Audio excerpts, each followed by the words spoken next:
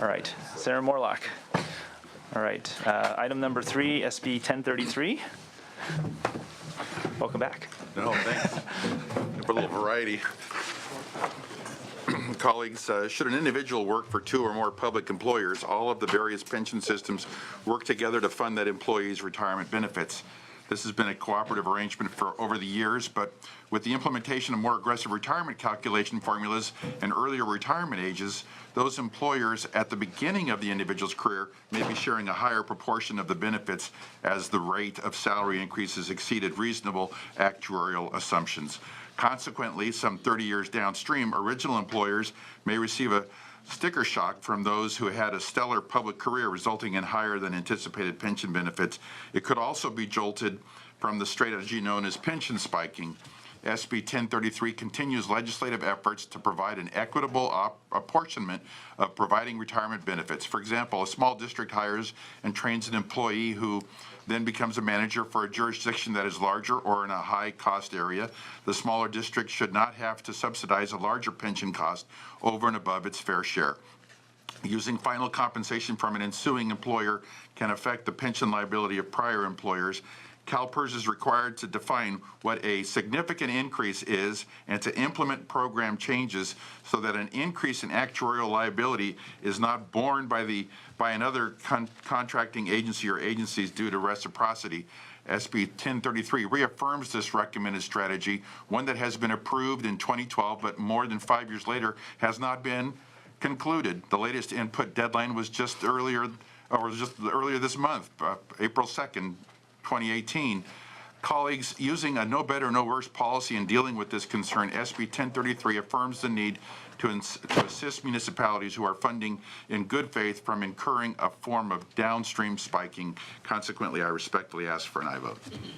Okay, thank you. Witness to support. Thank you, Mr. Chairman and the committee members. Pension reciprocity is a valuable benefit to workers, but it comes at a price. Workers who transfer between agencies receive a higher, more costly pension benefit with reciprocity than they have without reciprocity. Under current law, the entire cost of that reciprocity is borne by the employer who loses the employee to another agency. This bill would transfer the full cost of reciprocity to the agency who hires that worker from another agency. It would be especially helpful for small rural fire districts who routinely recruit and train firefighters and suffer from high turnover because they can't match the wages that are offered by another neighboring larger fire district. I also understand that the state would benefit from this bill because it loses more employees to agencies than it recruits from agencies. Agencies who attract and recruit employees from other agencies would bear the full cost of reciprocity rather than the other way around. The reciprocity benefit gives agencies who do the recruiting a leg up on attracting workers because of that reciprocity benefit. It's easier for them to get other workers from another agency. So they should bear the full cost of reciprocity, not the other way around. Okay, thank you. Other witnesses in support? Good afternoon. Kira Ross on behalf of the City of San Marcos in support. Thank you. Cyrus Gevers again for the Association of California Cities, Orange County in support. Okay, thank you.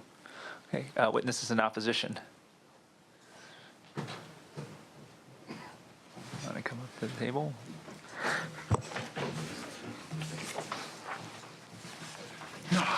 I guess I'm the last one left. Still has one more. Mr. Chairman, Senators Terry Brown on behalf of SEI California. I don't want to judge or score your bill, Senator, but this is the least repugnant, least troublesome, I should say repugnant, of the bunch. There is a difficult problem here. And CalPERS has attempted to address this in the spiking legislation and prior versions before and strike the balance between someone being rewarded for a successful career and being promoted going from one industry or one agency to another and excelling in their career, and the normal assumed rate of 4%, I think is what the CalPERS calculation is at the moment, of salary increases annually over a career. I think the current program that they're attempting to adopt, not fully adopted or implemented at this moment, strikes that balance between the two so that you're not penalized for excelling, and it still encourages agencies to recruit and retain other qualified personnel. This proposal would put all the onus on the new employer, even though they may have fewer years of service with that employer. I mean, all we're talking about here is the calculation of final comp, which falls on the years. If the person worked 10 years in one agency and 10 years in the other, then what happens under this proposal? All the liability or responsibility for that service credit would fall on the new employer? That seems hardly fair. So I think CalPERS is trying to get at this in these spiking situations. This came out, if you'll remember, centered out of the Bell scandal, where someone from the city, I believe it was the city of Glendale, leaves, making, I don't know, a modest salary for an official, and then more than doubles their salary. CalPERS, I think, is establishing something in the 20% range in any single year as something that triggers the review and the conversation and allows them to go back and assess some of that liability to the assess the future employer, not the current employer, not the prior employer. And for that reason, we're opposed to this approach. Thank you very much. Other witnesses in opposition? And Mr. Chairman and members, Aaron Reed, representing PORAC, just to agree with the comments made by Mr. Brannon. Okay. Any questions from committee members? Senator Leyva. I do have a question. So how does it work into your bill exactly? If I work 10 years someplace and 10 years someplace else, then my first employer for 10 years with reciprocity, has no obligation to pay for any of my pension? No, that's not it at all. It would basically freeze the benefit and the liability at the time you leave that employer, just as if that employee left for the private industry. So what is the practice now that is so onerous? Well, if you have two employers, 10 years each, 10, and the 10, last employer's got a higher salary, but you have to pay them equally, then employer one has to pay more than they should have paid. Yeah. And we're just So trying they to. pay 50% of the cost, but what you're saying is they were at a lesser salary, Right. possibly. So we're just trying to Right. make it fair so they don't have this surprise bill when that employee retires after 20 years. Got it. Thank you.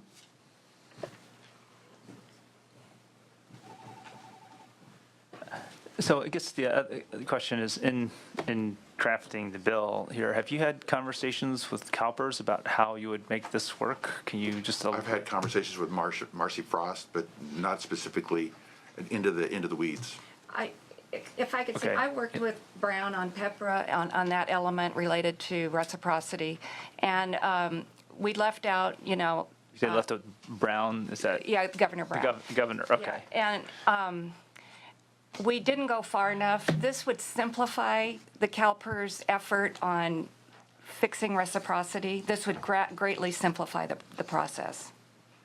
Okay, so I think, first of all, I appreciate the idea, and I think there's merit to looking at, if what happens is that if you have one entity where there's a large salary or, compensation increase and how how you balance that out in the way that again, to try to address that issue. But also, I'm concerned that this is also and you made reference that CalPERS is kind of trying to look at it, or have heard that. But I also feel like if we need to, there needs to be a stronger conversation with the system itself about what are they working on, and how do we go about doing this in a way that will be fair and workable as well.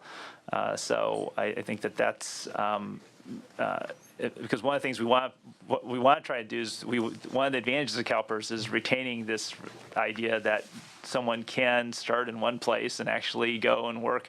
I mean, this actually sort of came up earlier in this hearing in some ways, But one of the advantages of PERS is that you could actually, start and maybe you work for the state and then you work, happen to move and you work for the county and you still get your pension gets to move around with you because they're all part of the PERS system. I think that's actually one of the strengths of our CalPERS system.